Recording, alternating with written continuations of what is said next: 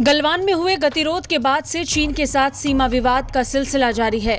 हालांकि दोनों भारत चीन के बीच सैन्य स्तर की बातचीत जारी है, लेकिन फिर भी अब तक इसे लेकर कोई निर्णायक फैसला नहीं हो पाया।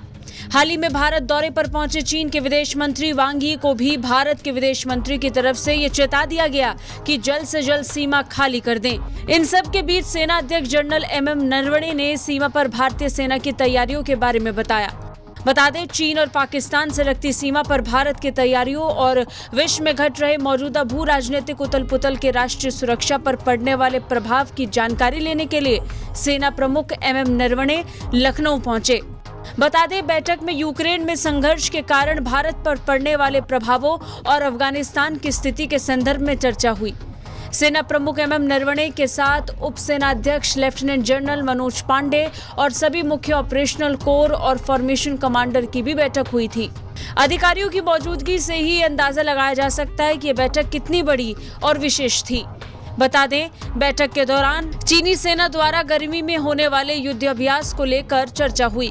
इस बीच भारतीय सेना ने उससे सटी सीमा पर अपनी सतर्कता बढ़ाने पर मंथन किया। वहीं यूक्रेन युद्ध की मौजूदा स्थिति पर भी करीब से नजर बनाए रखने पर गहन चर्चा हुई। सुरक्षा कॉन्फ्रेंस के पहले दिन पूर्वी लद्दाख और चीन से सटी उत्तरी सीमा पर मौजूदा ऑपरेशनल स्थिति की समीक्षा की गई। साथ ही सैन्य तैयारियों और वार गेम की रणनीति पर शीर्ष कमांडर के साथ सेना अध्यक्ष ने मंथन किया। वहीं मध्य कमान के अंतर्गत उत्तराखंड से सटी चीन की सीमा पर भारतीय सेना की यूनिट्स को तैनात करने को लेकर चर्चा हुई। वायुसेना के शीर्ष अधिकारियों के साथ भी गर्मियों में होने वाली चीनी सेना के सैन्य अभ्यास को लेकर बातचीत हुई और इसकी सतर्कता को लेकर की गई कार्रवाई के बारे में कॉन्फ्रेंस में एक रिपोर्ट दी गई। जानकारी के मुताबिक लद्दाख फ्रंटियर पर चीनी सेना के करीब 45 से 50 हजार जवान तैनात हैं।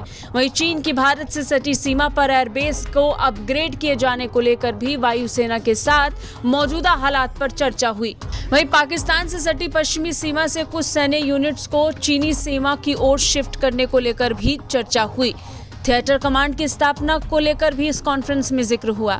बता दें, ये विशेष बैठक ऐसे समय पर हुई जब रूस और यूक्रेन के बीच युद्ध छिड़ा है। साथ ही वर्ल्ड ऑर्डर के बदले जाने का भी कयास लगाया जा रहा है।